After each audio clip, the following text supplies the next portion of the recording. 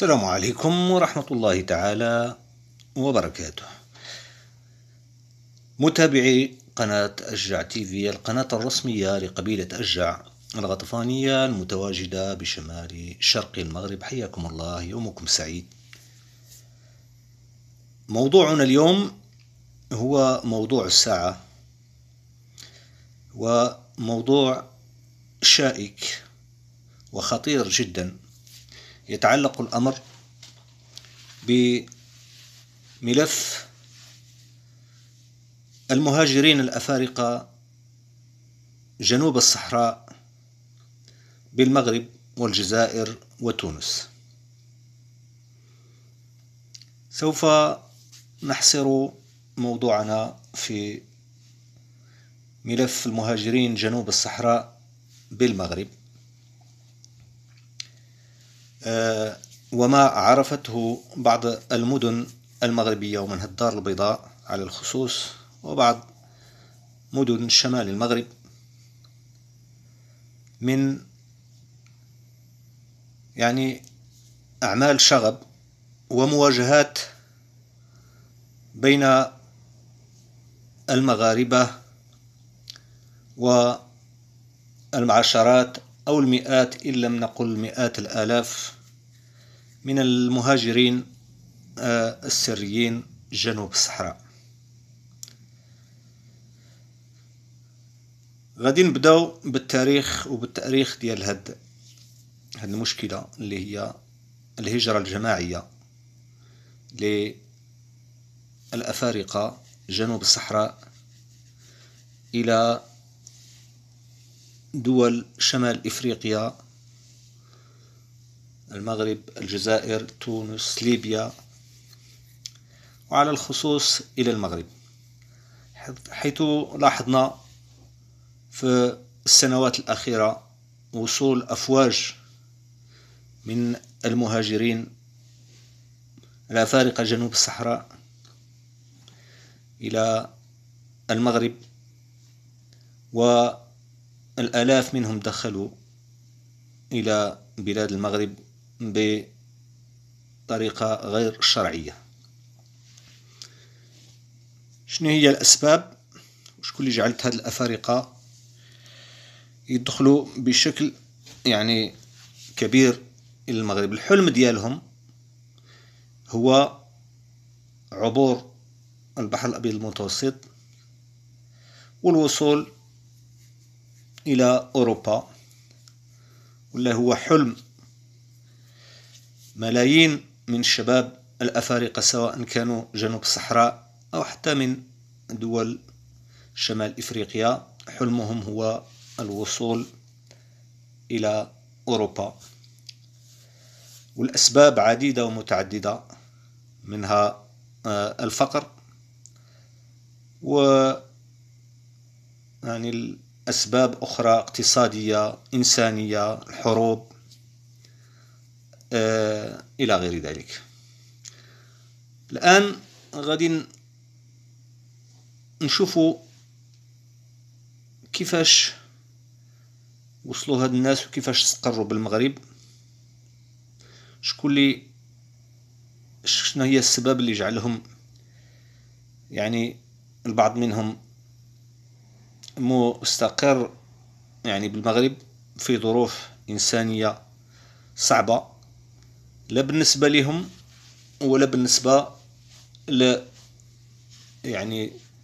المواطنين المغاربة اللي في بادئ الأمر كانت عندهم علاقات معهم حسنة، ساعدوهم وعاونوهم وأعطوهم الماكلة ولبسوهم إلى آخره. لكن رويدا لا السكان ولا السلطات طفق الكيل وخرجت الأمور على السيطرة، وهاد الدول هذه ومن بينها المغرب حتى هي عندها مشاكل اقتصادية وغلاء المعيشة وشباب عاطل على العمل. إذن ومما زاد الطين بلة أن يعني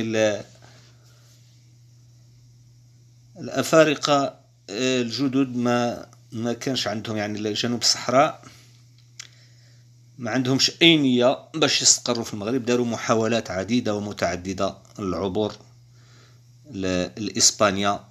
البعض منهم نجح في العبور، والأغلبية يعني تم إرجاعهم للمغرب.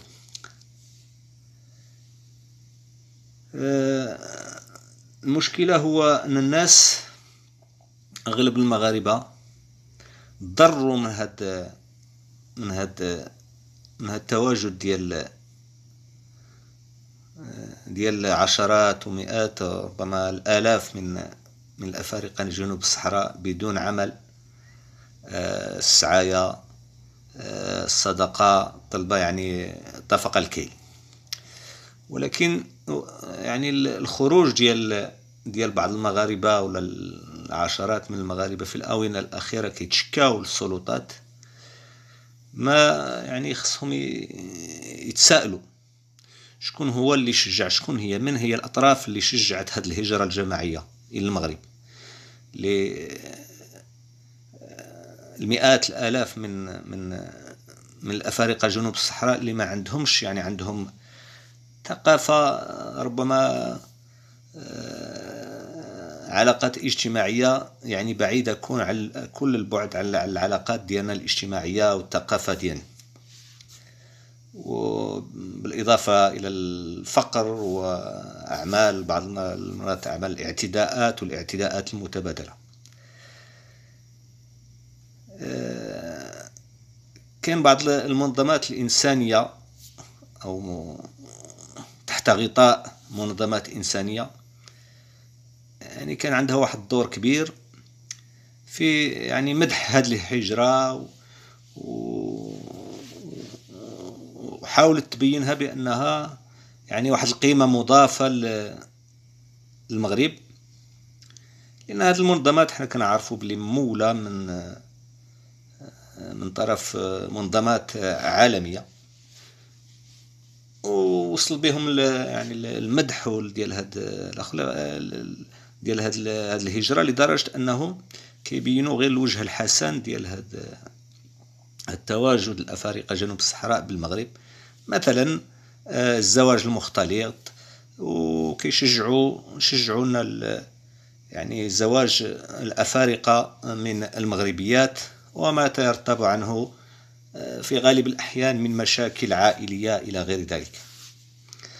إذن تم إغراق المدن في مشاكل كانت المغربية، في مشاكل يعني كانت في غنى عنها، والتعايش بين المواطنين المغاربة الأصليين والأفارقة الوافدين أصبح يعني غير ممكن. مشاكل يومية، صراعات بين السكان والمهاجرين، يعني عنصرية، اعتداءات متبادلة. بعض الأحياء في مدينة دار البيضاء مثلا أصبحت السكان يعني يعيشون يوميا في خوف ورعب بسبب بعض التصرفات ديال البعض من الأفارقة جنوب الصحراء من تخريب إلى غير ذلك. كاين فيديوهات تثبت ذلك. إذن نتجت على كل هذا الغليان ديال الساحة ونرفزة المواطنين، بعض الأعمال العنصرية من الجهتين. الرابح الأكبر بكل صراحة هي أوروبا، لأن أوروبا شرات لابي سيفيل ديالها بدولارات معدودة، وعندنا بعض المسؤولين يعني شريك في هذه العملية هذه وفي هذا ما وصلنا إليه. أوروبا بغات تحمي يعني الحدود ديالها الجنوبية وخاصة مع المغرب، وضعت السياج إلى آخره، ودارت كل شيء والكاميرات لتجنب وصول الأفارقة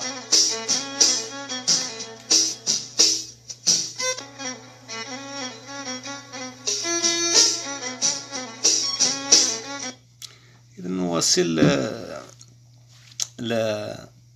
لأوروبا. يعني دفعت أموال لحكومات شمال إفريقيا باش تخدم عندها كدركي لحماية حدودها الجنوبية، سواء في تونس أو الجزائر أو المغرب أو ليبيا.